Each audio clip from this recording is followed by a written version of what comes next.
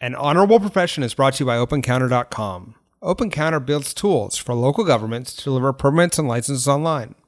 Their portals make complex permitting simple, which lowers transaction costs, increases transparency, and empowers economic development. OpenCounter is a vital tool for communities big and small across this nation. Check out OpenCounter.com to see what they can do for your community.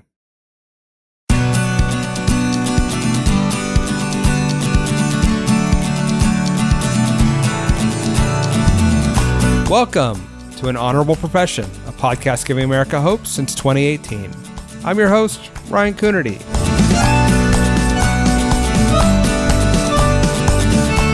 As you hopefully know by now, An Honorable Profession is a New Deal Leaders podcast.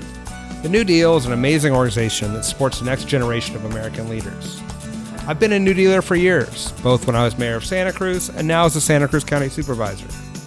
I hope you check out some of our past episodes with guests like Wisconsin Lieutenant Governor Mandela Barnes, Tennessee Senator Ramesh Akbari, and Montgomery Mayor Stephen Reed. As always, you can find us at newdealleaders.org, wherever podcasts are found.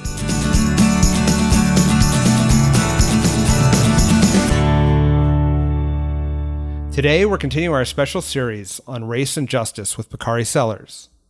Bakari was a New Dealer after being elected to the South Carolina State House at the age of 22. He's now a lawyer and a commentator on CNN. He's just published an amazing memoir, My Vanishing Country, about his family's work in the civil rights movement, his work addressing the pain and poverty in rural America, and his personal struggles with anxiety and healthcare for his family. It's an important book that couldn't be more relevant to this time. If you purchase the book from bookshopsantacruz.com, my sister's bookstore, we'll donate the profits to the NAACP. Bakari Sellers, welcome to An Honorable Profession. I'm so happy to be on this platform and thankful that you've given me the chance today. First of all, congratulations on a really amazing book. My Vanishing Country, it's a memoir of your experience. It's a look at the issues around race and poverty in our country. I want you to, if you don't mind, to start with the story of your father and the Orangeburg Massacre. I was an American history major in college, and it shocked me that I had never heard about this event. And this is really the story that drives your interest in politics and your commitment to public service. Yeah, so the Orangeburg Massacre, I mean, it's a great tragedy in American history, not just because three young men were killed: Henry Smith, Samuel Hammond, and Delano Middleton, none of the over the age of 19. Not just because 28 others were wounded, not just because my father was one of those shot, and not just because all the officers who shot and killed unarmed students were tried and they were found not guilty, but it's even more of a tragedy now because of the fact that people don't know the story. It's their lives, were their lives lost in vain. You had students at South Carolina State, which began on February 6th of 1968, protesting what the history books call the last vestige of discrimination in Little Orangeburg, South Carolina. It was a small whites-only bowling alley. They were beaten on the night of the 6th.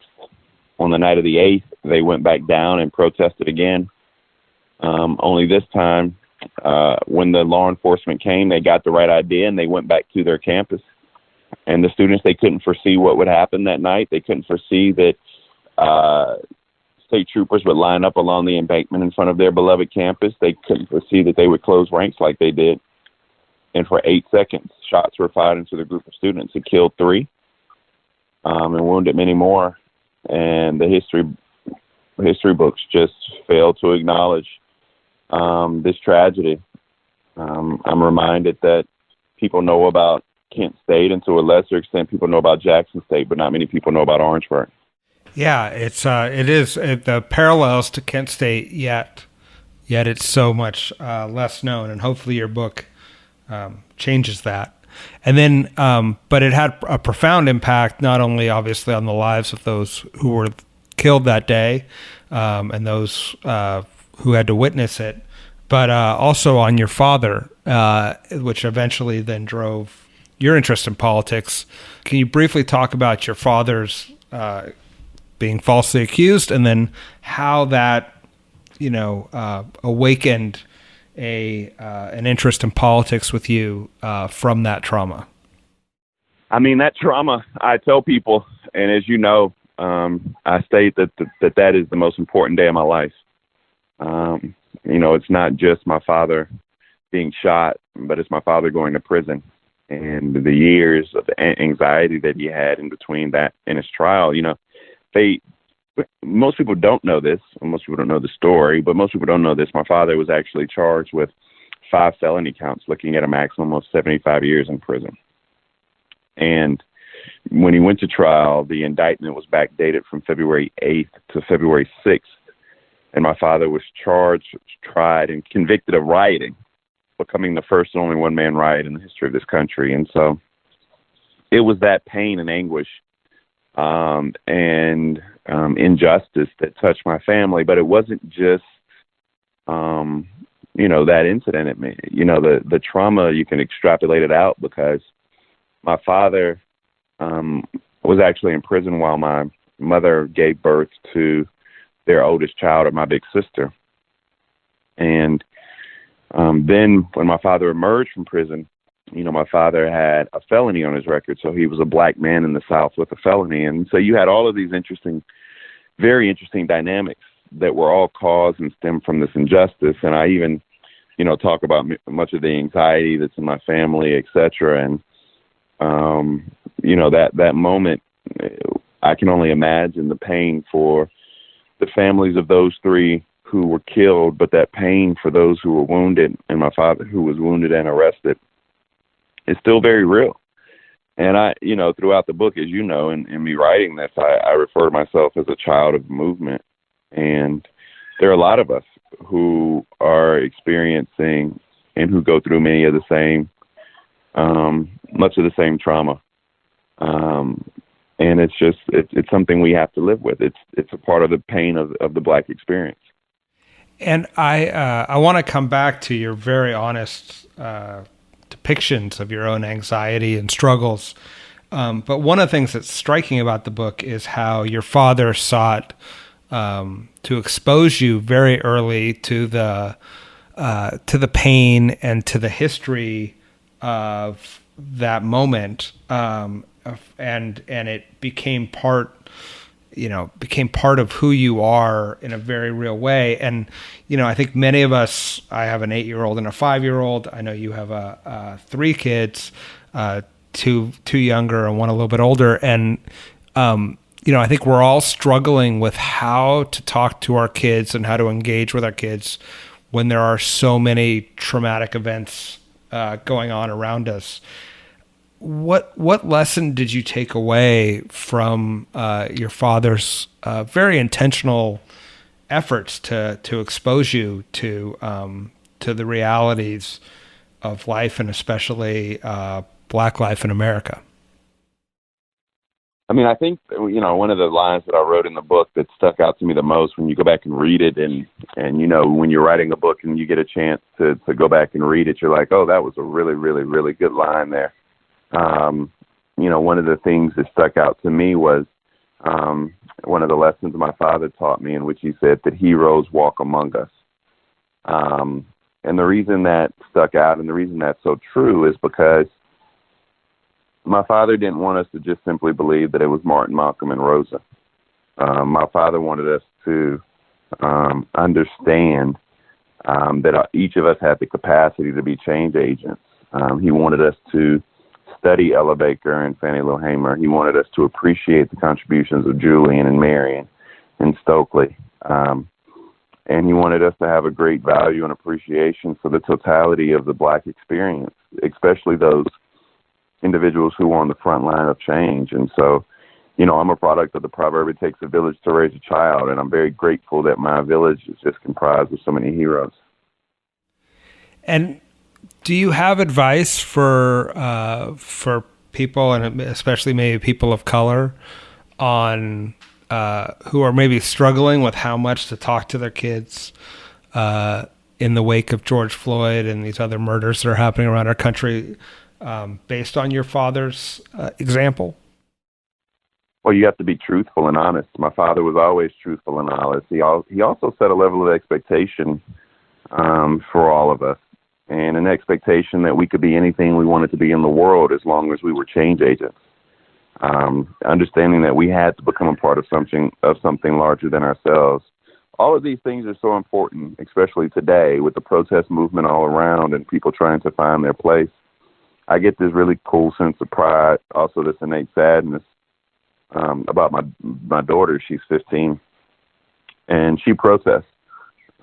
She's a Black Lives Matter protester. She goes out there, she makes her signs. She and her girlfriends, they call themselves the Black Queens, and they go out, and the pride that you feel is like in your chest, is deep, but you also feel this real sadness that your daughter has to go out and reaffirm her Blackness and that her life matters. Sometimes you wish she could just be like Barron Trump's, or like Donald Trump's son Barron, and you're just able to be 15 or be a teenager and not have to carry that burden. And so, I think that the answer to the question, because I'm not someone who gives a lot of parenting advice, because I'm still struggling with 17-month-old twins and a 15-year-old daughter. But I would advise people to just live in their truth. And people, these conversations that we're having now are very challenging and very difficult. And white folk tend to ask me often about the conversation that Black folk got to have with their kids. We have to have questions about interactions with law enforcement and interactions with the Amy Coopers of the world that white folks simply don't have to have with their kids. And while that's an intriguing conversation to figure out what I'm teaching my kids, I'm more intrigued about what are you teaching your children? How are you teaching them to give my son and daughters the benefit of their humanity? How are you showing by example? Are you elevating people of color around you in your workplace, in your friend circle? Are you empowering them? Are you including them in the decision-making process? Because our young people are watching. And so those are more interesting conversations and the introspection that's needed now. That's a great... I know you're not in the business of giving advice, but those questions, in many ways, I think that's a great advice and a good place to start. You said that you talked about your daughters protesting and both the pride and sadness that you feel. Reading this book, I was struck by there's this interplay between real pride in your father's story and your story, but there's also a deep sadness about the state of race relations in this country, and then also the economic deprivation of our rural areas. I guess in writing this book, did you sort of discover any truths that you sort of hadn't worked through before, and what was this process like of writing and then now talking about this book? So, it was therapeutic or maybe cathartic. You have to have somebody who really knows the intricacies of the different things, but it was fun. I've lived in a fishbowl since I was 21 years old when I first ran for office. And so living in a fishbowl is not, where everyone knows absolutely everything that you do through being in elected office, and sometimes that pressure and stress. And so I wanted to be honest. And for those people who are writing, and met some people who are writing their stories, you can't tell your story in half truths. You have to be, people want realness and authenticity. And that's what I attempted to do. And now talking about this book and the success of this book gives me hope. And I hope this book is extremely successful so that other people like me can tell their stories too. So talking about your story, you were elected to the state legislature at age 22. You rose quickly in the state and made a run for lieutenant governor that was ultimately unsuccessful. One of the things that strikes me is you've been in the system, and as your daughter and others march, what do you think they need to know about the system, and then what do legislators, white and black, progressive and conservative, need to know about the marchers? And because it feels a little bit like people are talking past each other. Maybe it's an intentional effort to not hear each other, but what from your experience, what are your observations? Well, I think the largest observation people have to make is that this isn't just about George Floyd. I think if you think it's about George Floyd or just police brutality, you miss the entire mark. This isn't just about George. It's just not about Breonna, and we have to say her name and say her name loudly. This isn't just about Ahmaud Arbery. This is about 401 years of institutionalized and systemic racism and oppression, and people are tired of these systems. It's been a boiling point. It's about, whether or not you're a legislator or whether or not you're a state house member or whether or not you are, in city government or school board or whatever it may be. It's about talking about the food deserts that are in your particular district. It's about talking about improving the quality of public school education. It's about the drinking water and the air that people breathe. It's about these systems of oppression that have been making this an uneven playing field for people of color, particularly black people, since 1619. And that is George Floyd and the inhumanity of that killing. I mean, when you watch a murder on tape for that long, I tell people that it wasn't minute 1, but it was minute 2 through 8 that awoke in the consciousness of a nation. It's not hard for you to believe that interactions with law enforcement can go sideways if you see one put their knee in a net for 8 minutes and 46 seconds. So what I believe that people have to be able to do is take a step back and look at the entire worldview. And then you said something that's profound, and I think that it's the problem that we're having in this discussion right now is that too many damn people are talking. Like, there comes a point where you need to shut up and listen, right? This whole thing is like, the reason I wrote a book is so that people can understand the trauma of being black in this country. The reason we're going through this moment is because people need to, listen. And, for those elected officials or people who want to go into politics who may listen to this podcast, there's a certain element of just being quiet, right? And attempting to learn, read a book, listen to other people's stories, write your story so other people can learn from it. But too many people are talking right now, which is why the clutter is becoming unbearable. That was my next question, which is you not only were a participant in our political system, but now you're a keen observer of it in your role at CNN. Do you think the incentives and the civic life of this country is set up for us to listen and start to work towards solutions? It seems like all the incentives, and it's sort of embodied by our president, are aligned to go the other way, right? To push division and to push shouting. From your perch at CNN over our political system, are we ready to grapple with this 400 years of oppression?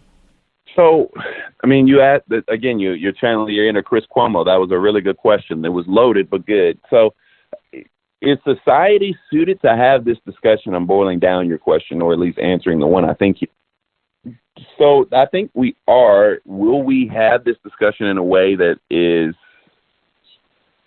valuable and have the necessary depth? I'm not sure. And the main reason is because we become so addicted to, I think the word is the McDonaldization, where people want things quickly and they want it right now. Did I make that word up? Or have you ever heard of that? If I just made it up, we're gonna roll with it. I appreciate it. Yeah. No, I've also eaten enough McDonald's to know exactly what you're talking about. Yeah. And with social media and cable news and people retreating to their own silos where, you have these silos where you only go out and search for people that reinforce your own views, right? And that's a problem. So I think that, and if somebody's watching Tucker or or I forget the morning show they have over there every single day. I had a unique experience because I was able to be a fellow at the University of Chicago.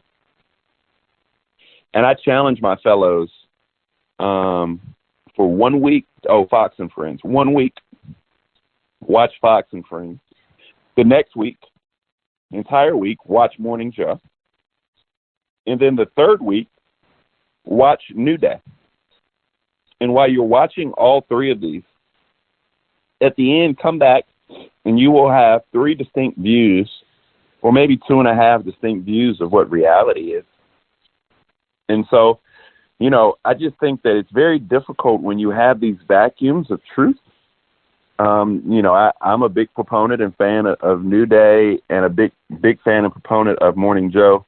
I have no idea what they're doing on Fox and Friends. But you understand that it's hard to have these conversations because people distort reality. People just can't tell the truth sometimes. Yeah, and I guess 2 things. One is, if you're advising the vice president right now, how does Joe Biden sort of create space in this media environment for this conversation? And then let's, with fingers crossed, knock on wood, say he's elected. What does he do in the first 100 days or the first year of his presidency to try to have this conversation in this country that's so long overdue? Well, I actually think that the conversation about race is something that a black president couldn't necessarily have, but I think that Joe Biden is uniquely positioned because of serving with Barack for 8 years to have it, and working with a black man for 8 years and seeing him raise black daughters for 8 years. I think he learned a lot. I think he learned a lot from Michelle and Barack and Sasha and Malia, undoubtedly. And so he has to create this space. And, you know, I don't even think it's a choice of his, to be completely honest with you. I think this moment is here now. And he will either create the space or be consumed by it. And even more importantly, there are 4 million people who voted in 2012 who didn't vote in 2016. Of those 4 million, 1.3 are black. And they're not just going, you know how many voters I've had who say that they're sick and tired of electoral politics, that, you know, they feel as if both parties have failed them. He has to speak to that. Or else he risks allowing Donald Trump to be president of the United States again. And speaking of, I want to come back to that in a second, but speaking of the idea that electoral politics has failed, you know, there's a reading of your book where here you are, you're smart and you're committed to doing good by your community, by your state, but you're watching a failure of politics over and over and over again that, you know, giving you insight into a failed healthcare system with the birth of your daughter. How do you keep hope for those 4 million people who opted out and 1.4 of them who are African American, and they've given up hope on electoral politics? What do you say to pull them back into the system and maybe pull yourself back into that system? Well, you know, one of the things that's kind of cool about black folks is that we've lost a lot in this country and we're stripped of everything when we got here, but we always maintain hope and faith. And I was talking to Steve Harvey recently, and he was telling me about his father and mother when they were crying on the night of April 4th of 68 when King died, and how they just said that, I think his quote was, "God damn, these white folk don't want us to have nothing," when King was killed. But yet, and still, there was a level of perseverance and hope. And I think what you're seeing now is people who, especially black folk in this country, are pushing for this country to be even that much more of a perfect union, and are hoping that the values of this country can one day be realized for us all. So there's an opportunity. And that's what I think the message is. There is an opportunity to message to these voters. The question is, will we? The question is, will Joe Biden go into those crevices? Will Joe Biden have the proper? Because to be completely honest, sometimes Joe ain't even the right messenger. But sometimes you can have a message and not be the right messenger. Who are we going to send into these communities to talk to voters to? Because I tell people often that many times the choice isn't just Donald Trump or Joe Biden. The choice for a lot of voters is Joe Biden or the couch. And sometimes the couch wins. And so we have to be very proactive in our messaging. Who do you think are messengers that we need to send out there? And keeping in mind, as you pointed out in your book, that it's not just about big presidential elections, it's about midterm elections, it's about state and local elections. Who are the messengers that you think might resonate, who haven't been called upon yet, but may still be called upon? Sometimes, like the perfect example of this, and I'm not a biblical scholar, but there's a scripture that talks about him sometimes choosing the least of us. Who would have ever guessed 2 months ago that George Floyd would be a hero, like legitimately a great American hero? And the weird part about this is you do know that, like, many times folk don't get a chance to choose who our heroes are. And so I think that there are people, in fact, I know that there are people like Charlemagne the God, like Puff, like influencers who normally, Bun B, for example, Scarface, influencers who normally are not, they don't come to the front of mind when we're talking about these issues, but they have a core audience, can articulate these issues and have a certain level of respect. And I think that's so important when you're talking about going out and meeting people where they are. I mean, I'm going to be on the road too, as much as the Rona allows me to be, trying to give what I believe to be the future of this country and push Joe Biden to get there, and also work like hell to make sure he's elected. Now, we spent a lot of time talking about our side of the aisle, but I don't know why I was surprised, but when I read the book, I was surprised at your, relationships with Tim Scott, Nikki Haley, and Mick Mulvaney in South Carolina, in part because you needed to have those relationships to get things done for the people that had elected to represent you, but you've continued those relationships. What's the conversation like going forward with those on the other side of this political divide? Oh, it's very, very, very challenging. It's do better. It's you are better than this. And these people that we're talking to, Tim, Nikki, definitely Nikki, to a lesser extent Mick, they've all seen the pain and hurt of race violence in South Carolina. With our friend Clemente Pinckney, they've all done the work, and they need to step up. And a lot of times, King said it best: we won't remember the words of our enemies, but we'll remember the silence of our friends. And at what point are they going to step up and say enough is enough? And I think that's the question we have for them. And do you think that point exists, whether for them as individuals, but in this political environment we're living in? I mean, do they want to be great or not? I mean, do they want to be remembered for their character or not? And so this isn't a both sides issue. This is somebody who is a racist in the White House, and you have to speak out against that. Now, what was I think educational was that despite your belief, of absolute truth that we have a racist in the White House, somebody who's bringing out the worst elements of our country, is you've still maintained a personal relationship with these folks on the other side of the aisle, and tried to continue that conversation. Can you talk about a little bit what that's like? I mean, I think so many people are just ready to go to their side and, start firing. Why maintain the personal relationship in an environment where the damage being done is so great? Because they're friends, and I think that I think you have to meet people where they are, and I know these people, so this isn't just this isn't just people I see on TV or characters in a drama.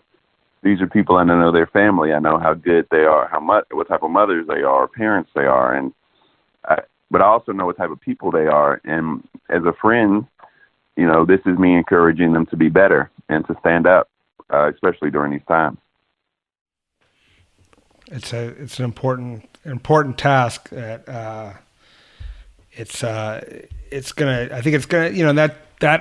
asking a lot. In some ways, that's asking more than, holding a sign at a protest, because it's engaging with people and sort of working through those. Now, that's the work for us to do.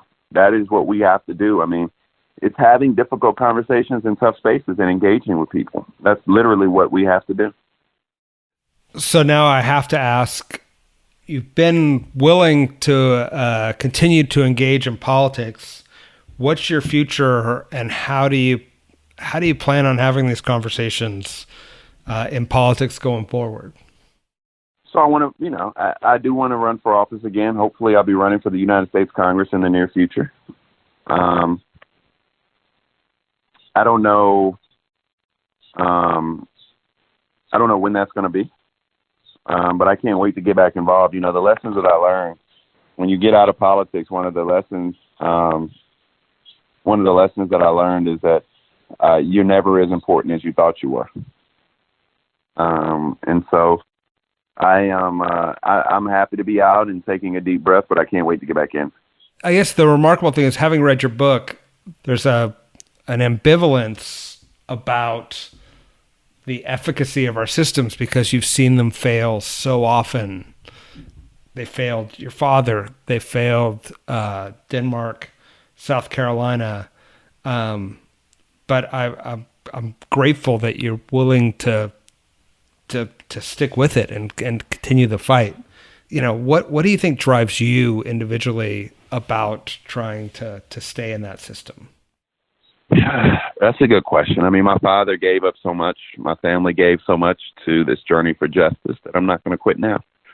I stand on the shoulders of people who pushed this country and believed in what Lincoln said was the better angels of our nature. And so I'm not going to be the one to break that chain. It's tough though. It really is. But I'm going to keep fighting. I don't have any other option. And I want to create a country where my kids can be free, not just for life, liberty, and the pursuit of happiness, but for things like love and hope and truth and justice and peace. And that journey's not completed yet. Well, thank you for staying on that journey. Thank you for continuing to fight. Thank you for writing a beautiful book in My Vanishing Country. Anyone out there, I recommend that you read it. And thank you, Bakari Sellers, for joining us on An Honorable Profession. That means a lot. Thank you so much for having me. All right. Thank you. Thanks for listening to An Honorable Profession. Please subscribe to hear more amazing leaders, and keep asking your elected officials to be honorable. Boots Road Group produces podcast. I'm Ryan Coonerty, and because we keep things honorable, no tax dollars were used in the making of this podcast.